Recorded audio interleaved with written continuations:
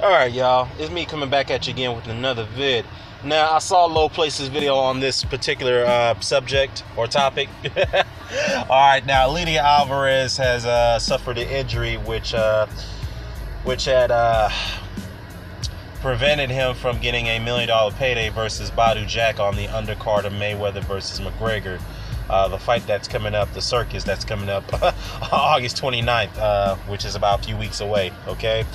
Now, Low Place is going on, and his, little baby rants as always, talk about this so-called Adonis Stevenson curse, saying that that Eleider Alvarez is trying to duck the fight once again. Well, that's not necessarily the case, because I'm looking at the article here. It's from the Montreal Journal, but it was translated on Sherbrooke's Times, and of course the translation can be a little difficult because it's written in French by the writer by the name of Matthew Boulet, okay, up in Quebec, Montreal, okay. Now, it doesn't say that he's attempted to duck the fight with Adonis Stevenson. However, it just says that he's trying to get a big payday leading up to the Stevenson fight, which, hey, if that's what he needs to do, so be it, because obviously he's not going to get $1 million payday fighting Adonis Stevenson. Let's be realistic. All right. Now, according to the article, it says here that even though Alvarez is injured, they were going to announce the fight 2 days before the injury was announced. Now that that's happened, Yvan Michel has came out and said that, well, okay, the next step now, that since he can't partake in the Badou Jack fight, he's going to have to fight Adonis Stevenson in the fall, which that was already discussed a couple months ago. Or, yeah, about 2-3 months ago. So, now, I don't see how Alvarez is trying to duck the Stevenson fight. All I see is he's trying to get an interim fight leading up to the fight, even though I really don't advise it. But hey, he's trying to get $1 million payday, as I just said once again, because he's not going to get that from the Stevenson fight. So, yeah. Now, on to the so-called, before I get into all this so-called curse thing, all right, let me try to put two together. Let me try to create a little pattern here, okay? Now, this is my opinion, but it's also going to be mixed with facts as well. Now, Eleider Alvarez has been Adonis Stevenson's mandatory challenger for the last 2 years now, right? Now, I challenged Low Place on this one, okay? Yes, he did not take the step-aside money at the advice of his promoter and manager, Yvan Michel. And, of course, his trainer at the time said that he wasn't ready for the fight. Okay, so be it. He wasn't ready for the fight. But what happened in 2015 when Stevenson had this mandatory, which he didn't take care of? Why didn't Stevenson go ahead and invoke that? Why didn't he go ahead and get that mandatory challenger out the way? Obviously, we had no answer for that. Why didn't he do it?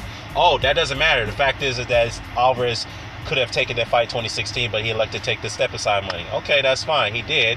But Stevenson was the one who paid him step-aside money so he could pursue a fight against Sean Monahan, of all fucking people. All right, so you can't say that Sean Monahan was more of a formidable opponent than Eleider Alvarez, for God's sakes. And why was Yvan Michel continuing to sanction the fight with Alvarez versus the likes of Butte, the likes of Pascal, the likes of... who else did he fight before the Pascal fight? Let me look it up here. Give me a second here. I gotta look it up. Who else did he fight other than Pascal Butte? Alvarez.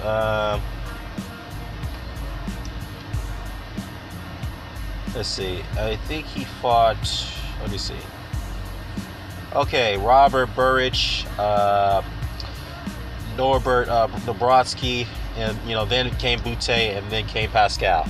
So why is it that he was why was he put into these fights while he was mandatory for 2 years? I don't think it, to be honest with you, I don't think it's by his choice. I think it's rather by Yvan Michel, who's said, by Yvan Michel. If you look at it, to be honest with you, Adonis Stevenson is the only attraction that Yvan Michel has. If you think about it, yes, he's not the biggest money maker, but he is the only attraction. All right, Lucien Butte is way past his best. He's way over the hill, so he's no longer the attraction. Okay, so perhaps the Yvan Michel, the reason why he hasn't been able to put this fight together as quickly as we would hope for is because perhaps he's trying to soften up Alvarez for Stevenson. All right, just like he hasn't been able to. He hasn't been keen on putting on the fight between Stevenson versus Arthur Beterbiev for all these years, with the fight that everyone wanted to see. and there was no excuse why that fight could have been made. No one's came out. Stevenson never expressed interest to fight Beterbiev, but to be fair, Beterbiev has expressed interest to fight Stevenson, although Beterbiev did say that he's willing to fight anybody. That's what he said. He don't care who it is, to be fair, okay? So, I don't know what Michelle is doing right now, because right now he's acting like an incompetent promoter here, because it seems like he can't get fights done for Stevenson. He can't get the fights that people want to see, like, for example, with Sullivan Barrera versus Arthur Beterbiev fight. Okay, so, and now that Beterbiev is upset with Michelle, he wants out of his promotional contract with the guy. All right, so, yeah, that's just my take on it. I just think that, honestly, maybe Stevenson is being protected here to some degree. I don't know. That's just my opinion, okay? Because the way this has been played out here, okay, I don't see this as a duck on Alvarez right here. I don't know why, Low Place would suggest that. All it says here in this article that he's taking an interim fight with $1 million payday, and then he's going to pursue the Stevenson fight. Now that he's injured, then the Stevenson fight will have to come into play now. All right? Perhaps he didn't want to take the Badou Jack fight because he wants the Stevenson fight more than anything else, because there's a belt on the line. I don't know. I'm just only speculating here, okay? But I can only take for what is written at this point. All right? Now, on to this so-called curse thing. I know Low Place want to go around talk about this curse is so for real, that anybody that crosses Adonis Stevenson in a bad way, they end up something to them is going to end up in a terrible situation. Look, all right, you can believe that curse as much as you want to, but that curse is not going to help Adonis Stevenson get into the Hall of Fame. All right.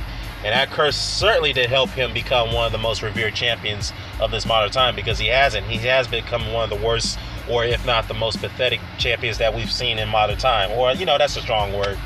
He has one of the weakest runs as a world champion of modern time. That's a fact. All right, he does have a weak resume, and that curse is not going to help negate that. That's just a fact. Okay?